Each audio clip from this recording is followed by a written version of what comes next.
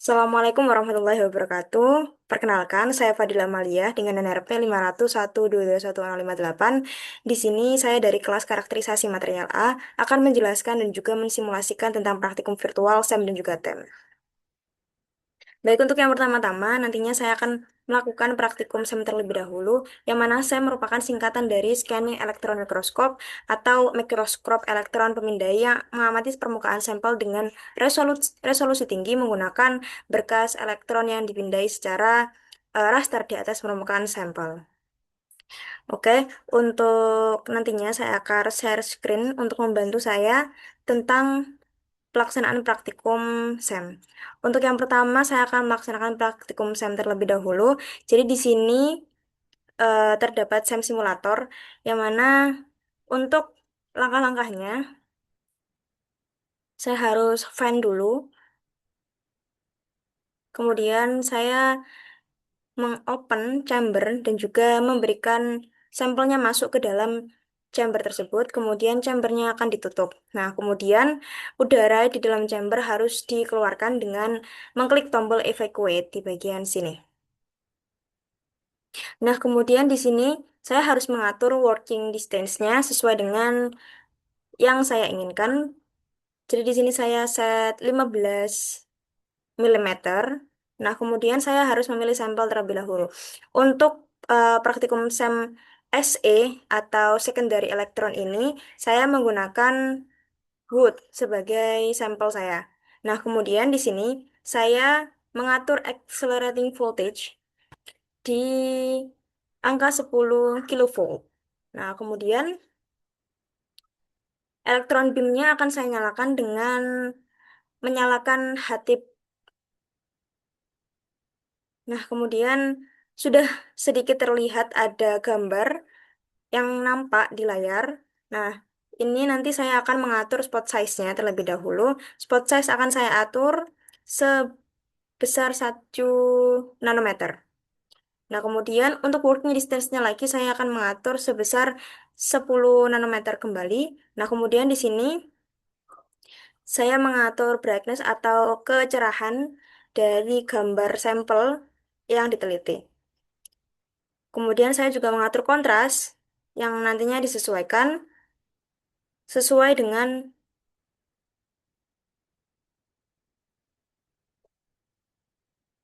bagusnya gambar yang akan nantinya dihasilkan.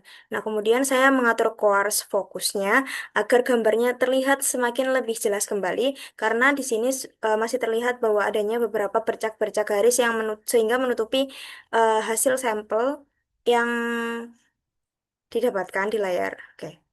Nah, kemudian nantinya saya akan melakukan slow scan terlebih dahulu, tapi ini saya masih mengatur untuk brightness-nya agar terlihat kembali karena masih belum terlihat dengan jelas untuk bagian-bagian yang ada di dalam wood-nya. Oke, baik. Jadi ini untuk di tahap ini tuh yang bisa dirubah setelah accelerating voltage, spot size, dan working distance-nya kita atur adalah brightness, kontras, dan core fokusnya. Untuk magnification, fine focus, exigmator, dan yezigmator, ini harus menunggu, kita harus melakukan slow scan satu terlebih dahulu agar gambar yang dihasilkan itu lebih jernih. Nah, kemudian ini kita baru ke tahap yang selanjutnya, yaitu menata fine focusnya. Nah, fine focus ini dilakukan untuk bisa memperjelas lagi gambar SEM yang dihasilkan dari sampel. Nah, ini kita pilih di range atau di bagian-bagian yang memang terlihat tidak blur dan terlihat paling jelas di antara bagian-bagian yang lain. Nah, kemudian kita lanjutkan untuk mengganti exigmatornya. Jadi exigmator ini digunakan untuk memperjelas kembali bagian gambarnya dari sumbu X. Nah, kemudian untuk yezigmatornya juga kita atur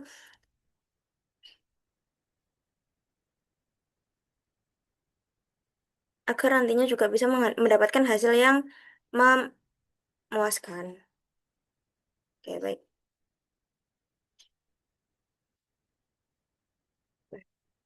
Untuk seperti ini nantinya ketika sudah ditata semuanya, kita pasti akan melakukan tahap yang kedua yaitu slow scan kedua, yaitu memperharus kembali gambar yang kita hasilkan agar nantinya bisa kita lihat semakin lebih detail. Oke, baik. Nah, ini saya ingin mengganti working distance-nya menjadi 10 mm. Kalau seperti ini sudah bisa dirubah. Jadi nanti kita merubah gambar ini sampai optimal image sehingga nanti ada save image-nya. Kalau misalnya masih belum ada save image, berarti kemungkinan gambar yang kita hasilkan itu masih belum kurang kurang maksimal seperti itu. Nah, kemudian kita tata di sini. Dan kemudian kita atur brightness-nya kembali. Kemudian kita atur kontrasnya kembali di sini.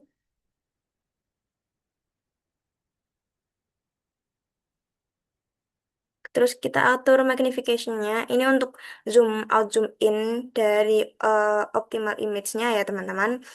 Nah, kemudian kita ganti lagi course fokusnya. Barangkali course fokus yang kita hasilkan tadi di awal itu kurang maksimal gitu. Nah, kemudian fine fokusnya juga. Intinya kita harus mendapatkan hasil yang sangat maksimal dengan mengubah dari setiap gambar-gambar yang kita hasilkan. Oke. Ini masih belum ya teman-teman. Jadi kita harus mengganti eksigmatornya terlebih dahulu kembali. Kemudian kita harus mengganti sigmatornya terlebih dahulu kembali.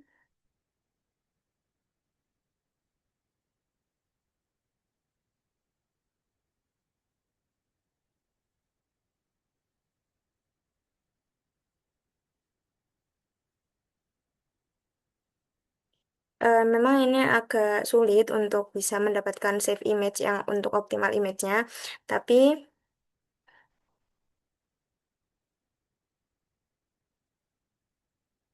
kita harus tetap terus mencoba. Meskipun agak kesulitan ya teman-teman untuk bisa mendapatkan hasil yang diinginkan maksimal.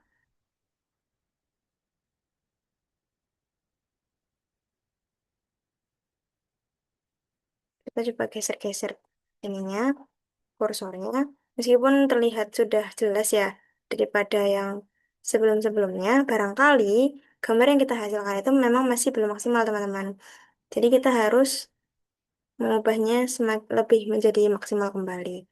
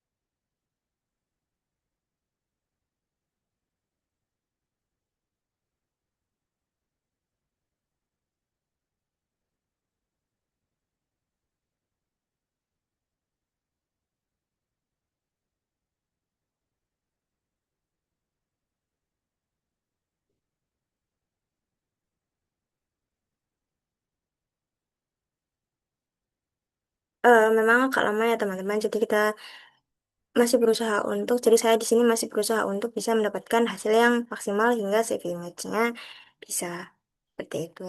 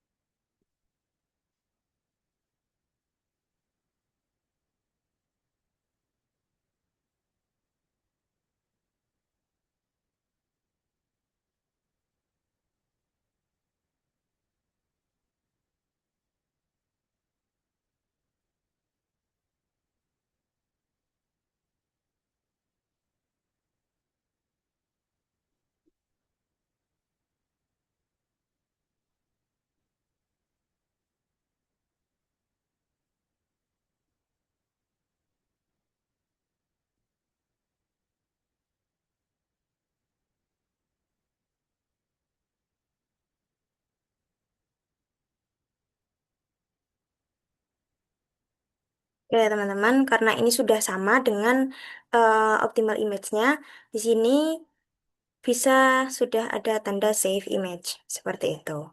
Kemudian kita klik save image untuk download image. Ini adalah hasil SEM dari sampel wood atau kayu. Di sini dapat kita analisis bahwa adanya serat-serat, yang mana serat-serat ini adanya serat-serat, yang mana di sana ada jaringan-jaringan dari jaringan kayu yang menunjukkan adanya struktur di sana. Nah, adanya banyak serat-serat memanjang di sini, kemudian ada yang membentuk jalur-jalur khusus, biasanya yang digunakan ada pada tumbuhan, kemudian permukaannya juga di sini tampak kasar karena ada beberapa atau ada perbedaan jenis beberapa serat-serat dalam bentuknya. Nah, kadangkala juga di sini terlihat bahwa adanya beberapa serat yang patah. Kemudian ada beberapa pori-pori juga yang terlihat di dalam serat-seratnya. Jadi, hal ini merupakan sebentar, mohon maaf. Jadi di sini juga ada beberapa serat-serat yang patah, kemudian ada serat-serat yang memanjang, kemudian ada beberapa jaringan yang berbeda, kemudian ada beberapa serat yang berbentuknya berbeda juga secara morfologi, kemudian ada juga pori-pori yang terdapat pada jaringan-jaringan kayu. Jadi, untuk ini merupakan sifat mikroskopis atau mikroskopis yang dapat dilihat dari sampel kayu, yang mana sebagian besar adalah morfologinya berbentuk serat-serat memanjang yang membentuk jalur-jalur untuk transportasi air dari sebuah tumbuhan seperti itu. Oke, baik. Oke, kemudian untuk yang selanjutnya karena dari SE SEM simulatornya sudah, maka kita sekarang akan mencoba dari BSE SEM simulatornya. Nah, untuk BSE SEM simulator kita tinggal merubah di bagian yang ini. Jadi BSE SEM simulator ini BSE itu adalah black scattered electron. Jadi kalau misal SE itu secondary, kalau misalnya BSE itu black scattered. Nah, kemudian di sini kita mengganti sampelnya dulu. Untuk BSE ini saya memilih sampel pulen atau serbuk bunga seperti itu. Nah, kemudian di sini sudah terlihat adanya beberapa gambar ya, meskipun masih belum jelas. Nah, ini untuk memperjelasnya adalah dengan mengatur yang seperti tadi, accelerating voltage-nya saya atur di 10 kilovolt, kemudian spot size-nya saya atur di 1 nanometer, kemudian untuk working distance-nya saya atur 10 milimeter. Nah, kemudian yang harus diatur dengan seksama adalah brightness. Oke, saya atur segini terlebih dahulu. Kemudian saya atur untuk kontrasnya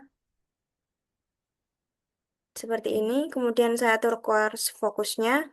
Ini untuk memperjelas gambarnya. Jadi, untuk quartz fokusnya bisa dilihat ketika quartz fokusnya dirubah, ini sudah memperlihatkan adanya gambar yang cukup lebih jelas daripada yang sebelumnya. Seperti itu. Nah, kemudian ini kita atur dulu di gambar yang paling jelas. Oke. Kemudian kita juga harus mengubah fine focusnya. Untuk fine focusnya sendiri ini mengubah agar gambarnya terlihat lebih jelas lagi daripada yang sebelum-sebelumnya. Nah, kemudian kita atur juga eksigmatornya. Ini menghilangkan eh, garis-garis sabut tipis yang tadi masih terlihat di quartz focus dan fine focus. Nah, terus kemudian di sini juga di sigmator yang semakin memperjelas dari gambarnya. Oke, baik. Nah, untuk segini ini cukup ya, teman-teman. Nah, kemudian kalau sudah, kita bisa slow scan satu terlebih dahulu agar gambar hasilnya terlihat semakin lebih jelas lagi. Kemudian kita juga bisa langsung slow scan dua untuk memperlihatkan gambarnya lebih halus daripada yang sebelumnya. Kemudian kita lihat optimal image-nya, teman-teman. Nah, ini optimal image-nya dan ini gambar yang saya hasilkan. Tidak jauh berbeda dan juga sama-sama jelas. Nah, untuk kemudian kita bisa langsung save image apabila gambar yang terlihat sudah jelas. Ini dalam ukuran 5 mikrometer. Oke, kita save image. Nah, ini kita buka terlebih dahulu untuk gambarnya. Nah, dalam gambar yang dihasilkan oleh Sam dari sampel pollen ini, kita bisa melihat bahwa serbuk sari atau polen ini secara morfologisnya itu berbentuk bulat ya. Kemudian adanya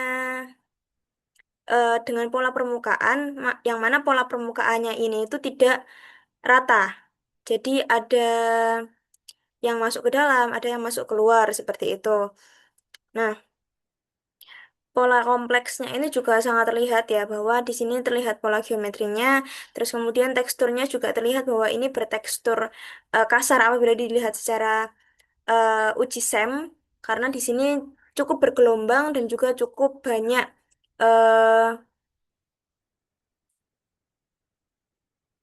cukup banyak juga yang masuk ke dalam dan juga ada beberapa bagian yang keluar membentuk seperti labirin. Nah, jadi ini jaringannya itu seperti berlubang, terus kemudian di pinggir-pinggirnya ada bentuk-bentuk labirin yang saling sambung menyambung satu sama lain. Nah, ini itu juga memperlihatkan ya teman-teman bahwa serbuk sehari ini itu punya desain eksin, yang mana desain eksin ini itu merupakan dinding luar polen, jadi dinding luar yang cukup rumit.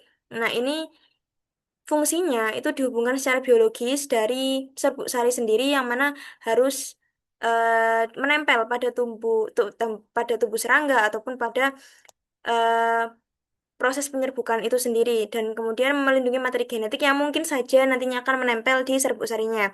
Oleh karena itu, bentuk dari polen secara dekat dan secara detail secara morfologi adalah seperti ini. Seperti itu. Di sini juga ada gambar gelap terang bahwa ini menunjukkan bahwa kalau misalnya jaringannya ada yang masuk ke dalam dan jaringannya ada yang menonjol keluar, ini menghasilkan gambar cukup untuk merepresentatifkan adanya pola tiga dimensi di sini. Baik. Nah, itu tadi merupakan praktikum dari SEM, yaitu scanning electron microscope, yang mana SEM ini itu terdapat dua, kalau misalnya dari penjelasan virtual yang tadinya saya lakukan juga, yaitu ada SE atau secondary electron dan juga ada BSC atau black eh, secondary, mohon maaf, ada SE yaitu secondary electron dan juga ada BSE atau black scattered electron. Nah, untuk SE-nya tadi saya menggunakan wood atau kayu atau jaringan kayu, terus kemudian untuk yang satunya yang BSE ini saya menggunakan serbuk bunga seperti itu atau polen. Oke, baik. Nah, kemudian kita lanjutkan kembali untuk TEM simulator. Nah, untuk TEM simulator atau untuk aplikasi TEM sendiri, TEM itu merupakan transmission electron microscope. Jadi nanti memberikan gambaran yang mana gambaran itu fokusnya lebih ke permukaan. Kalau mohon maaf, untuk SEM itu fokusnya lebih ke permukaan. Nah, tapi untuk TEM itu fokusnya pada bagian dalam sampel atau karakteristik bagian dalamnya. Jadi, kita nanti akan menganalisis struktur internal dari suatu sampel. Oke. Untuk itu langsung kita lanjutkan ke TEM simulatornya. Jadi, untuk TEM simulator itu seperti ini. Untuk yang pertama-tama, di diagram kita harus remove empty specimen atau kita harus menghapus spesimen kosongnya. Jadi kita harus mengeluarkan spesimen kosongnya. Nah, kemudian kita harus memilih sampelnya yang kita gunakan untuk TEM simulator. Nah, kalau misalnya saya sendiri, saya memakai nanopartikel untuk pada praktikum virtual kali ini. Kemudian saya insert spesimen kembali. Nah, kemudian saya insert spesimen. Kemudian kita pilih voltage-nya. Di sini ada pilihan 200 kilovolt. Kemudian kita on-kan beam-nya. Nah, kemudian nantinya kita harus memindah menu ini terlebih dahulu ke bawah agar dari virtual lensa mikroskopnya itu bisa terlihat jelas. Nah, kemudian kita geser-geser hingga nantinya kita bisa masuk dan juga bisa mempaskan lingkaran yang terdapat berwarna hijau itu di tengah-tengah. Nah, seperti ini. Kemudian brightness-nya kita maksimalkan. Nah, kemudian ada aperture yang harus kita pilih dan di sini harus dipilih consider. Nah, kemudian apabila sudah ini kita angkat lagi terus kemudian kita insert kondensor aperturnya. Nah, setelah itu kita memilih aperture size-nya. Di sini ada small, medium, dan large. Saya memilih small. Nah, kemudian untuk itu kita harus mengubah kembali bentuknya ini sampai ke tengah kembali dengan kursor yang telah disediakan di TM simulatornya. Oke,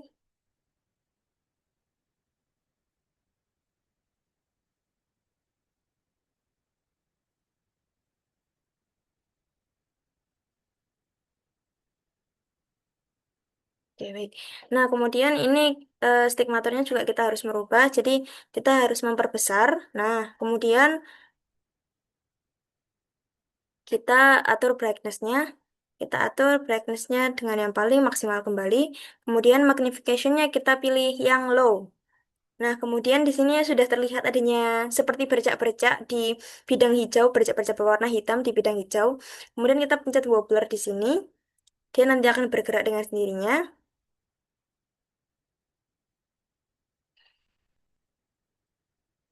Nah, kemudian kita harus mengubah spesimen stage positionnya biar ini seimbang dan stabil. Nah, seperti ini.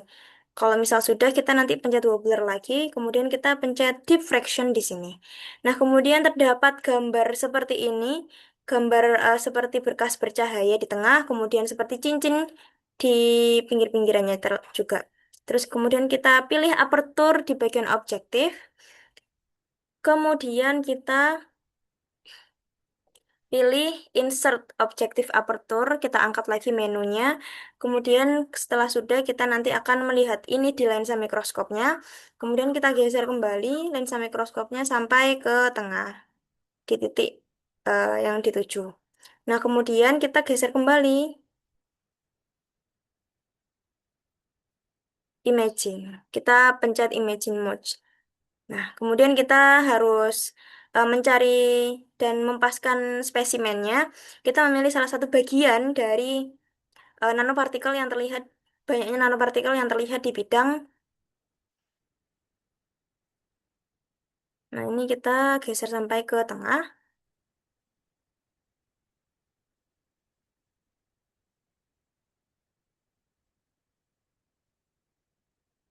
Oke, baik. Nah, kemudian magnification-nya kita ganti lagi menjadi ke medium. Nah, kemudian ini kita bisa melihat bahwa perbedaan dari awal tadi kita hanya melihat bintik-bintik berkas kecil, kemudian ketika magnification-nya kita perbesar menjadi medium, kita semakin bisa memperlihatkan jelas bahwa adanya spesimen nanopartikel yang terlihat. Kemudian ini kita geser kembali agar kita bisa menuju spesimen yang kita inginkan. Baik, magnification-nya kita ubah kembali di high, jadi nanti akan semakin lebih detail di satu spesimen tertentu yang akan kita bisa teliti. Kemudian ini kita paskan seperti ini.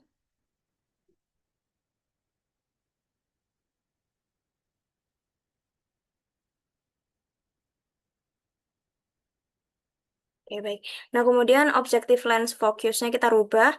Ini kita cari yang paling bening ya, teman-teman, dari sini. Oke, baik. Setelahnya sudah selesai, kita insertkan kamera. Nah, ini sudah terlihat bahwa di sini terdapat gambar spesimen dari nanopartikel sampelnya dengan ukuran 10 nanometer.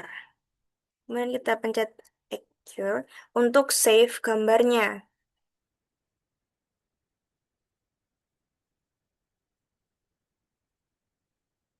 Oke, baik. Nah, setelah di save gambarnya, kita bisa melihat terlebih dahulu, teman-teman, bahwa di bagian sini,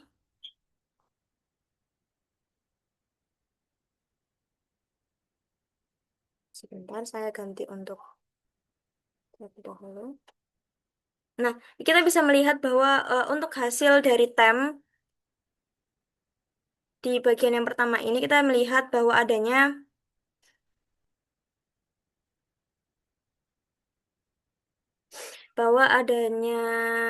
partikel nano ya yang tersebar di atasnya suatu bidang seperti itu. Nah, partikel-partikelnya itu adanya yang cenderung bulat seperti ini atau berbentuknya sferish seperti itu.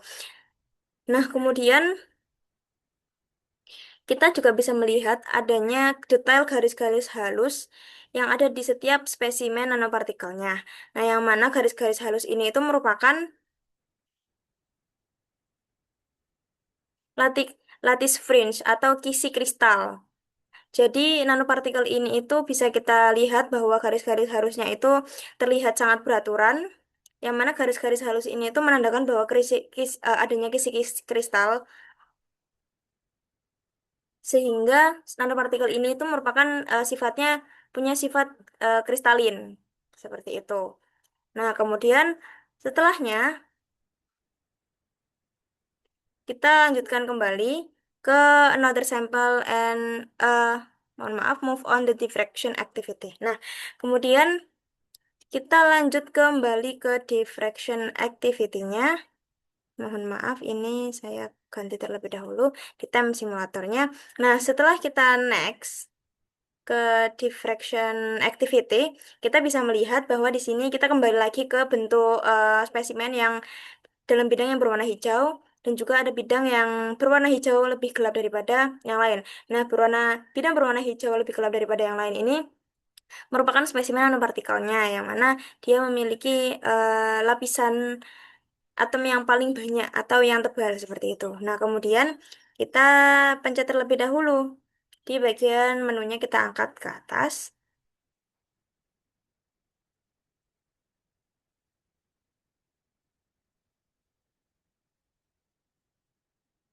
Ini brightness-nya kita atur yang paling kecil. Kita ambil yang segini. Kurang kecil ternyata teman-teman. Nah, ini. Oke, kemudian kita pencet di bagian diffraction di bagian sini. Nah, kemudian kita bisa melihat bahwa di sini ada beberapa pantulan difraksi yang terjadi dalam mikroskopnya.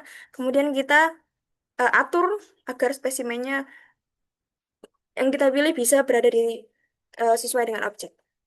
Nah, kemudian ini sudah eh, di tengah. Kemudian kita pencet imagine di sini. Kemudian kita besarkan brightness-nya. Nah, kemudian kita aperture objektifnya kita ganti menjadi set.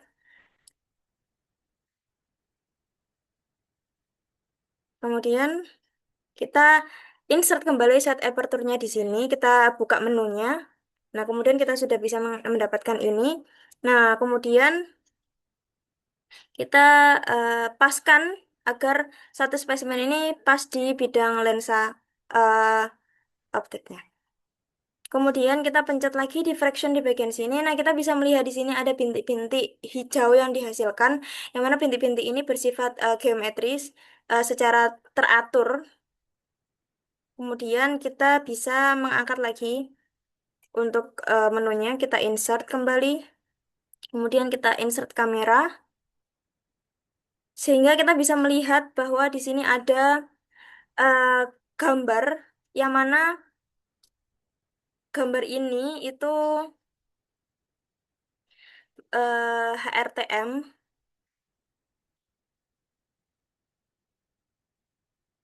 Oh, yang mana, mohon maaf sebelumnya, yang mana gambar ini itu merupakan gambar diffraction ya. Jadi ini kita bisa melihat adanya bintik-bintik yang secara simetris berjajar dari kanan, dari kiri. Kemudian bintik-bintik warna putih ini bisa kita lihat bahwa gambar ini itu menunjukkan adanya titik-titik yang membentuk suatu garis-garis secara geometri, garis-garisnya itu secara teratur, dan ini menunjukkan bahwa di nanopartikel itu merupakan sampel yang berbentuk kristal tunggal atau single kristalin. Dengan ini titik pusat gelap adalah tempat di mana berkas utama itu akan dihambat oleh beam stoppernya. Sementara titik-titik di sekelilingnya ini merepresentatifkan bahwa adanya difraksi dari berbagai bidang atom di dalam kristal. Dengan difraksi yang dihasilkan adalah difraksi yang secara beraturan seperti ini.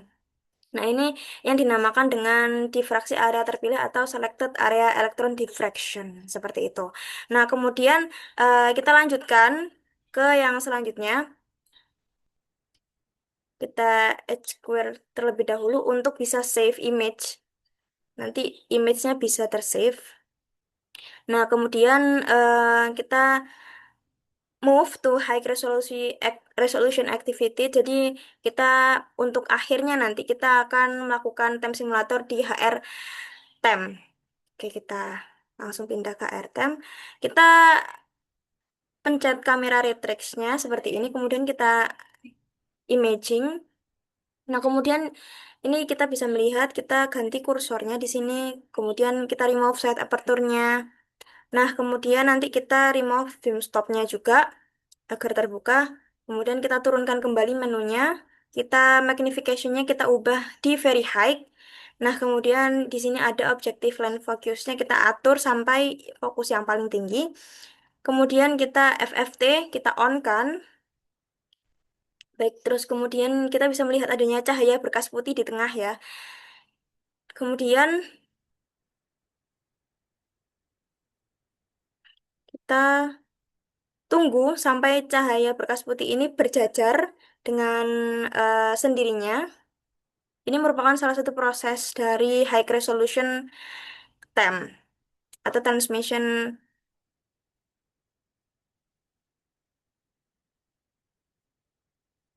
electron microscope-nya. Nah, kemudian setelah FFT-nya sudah, kita off-kan FFT-nya hingga berbentuk cincin-cincin sejajar yang seperti ini. Kemudian kita, eh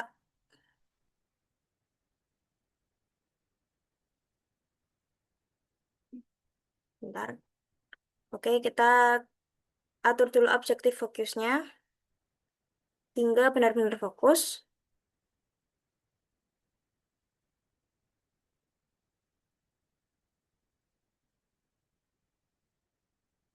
Nah, setelah fokus, kita bisa melihat di sini bahwa dengan jelas eh, di sini terlihat adanya bintik-bintik yang membentuk garis-garis sejajar secara geometri. Jadi ini satu partikel kristalin tunggal ini dengan kejelasan yang lebih detail daripada yang sebelumnya. Jadi susunan atom ini teratur, dia membentuk pola yang sangat teratur, pola periodik yang sangat rapi, yang mana dia mencerminkan pola bidang kristalografi dari material tersebut. Nah, jarak antar garisnya atau jarak antar titik yang dibentuk pada gambar ini itu digunakan untuk bisa menghitung jarak antar bidang di atom atau di spacingnya. Jadi nanti dari sini kita bisa melihat bahwa ini merupakan bidang kristalografi yang kita bisa mengidentifikasi fasa atau jenis materialnya itu seperti apa nantinya. Ini kita bisa melihat dengan sangat jelas di high resolution time-nya bahwa kita bisa melihat adanya kisi-kisi kristal yang terbentuk secara sejajar dan teratur dari bintik-bintik dan juga dari garis-garis yang dihasilkan oleh bintik-bintik di dalam partikel nanopartikel. Oke, baik. Nah, kemudian kita save di sini. Kemudian kita akan mendapatkan gambar resolusi yang jelas untuk HRTM simulasinya. Mungkin cukup penjelasan dari saya untuk kedua metode yang saya sudah simulasikan, yaitu SEM dan juga TEM, yang mana SEM ini merupakan scanning electron microscope, kemudian untuk TEM sendiri merupakan transmission electron microscope. Untuk hasil gambar dari percobaan saya akan saya lampirkan di PDF sesuai dengan ketentuan tugas. dari karakterisasi material. Cukup sekian dari penjelasan saya dan juga dari simulasi yang saya lakukan. Kurang lebihnya mohon maaf. Apabila ada beberapa kesalahan dari saya melakukan simulasi, saya tutup. Wassalamualaikum warahmatullahi wabarakatuh. Sekian, terima kasih.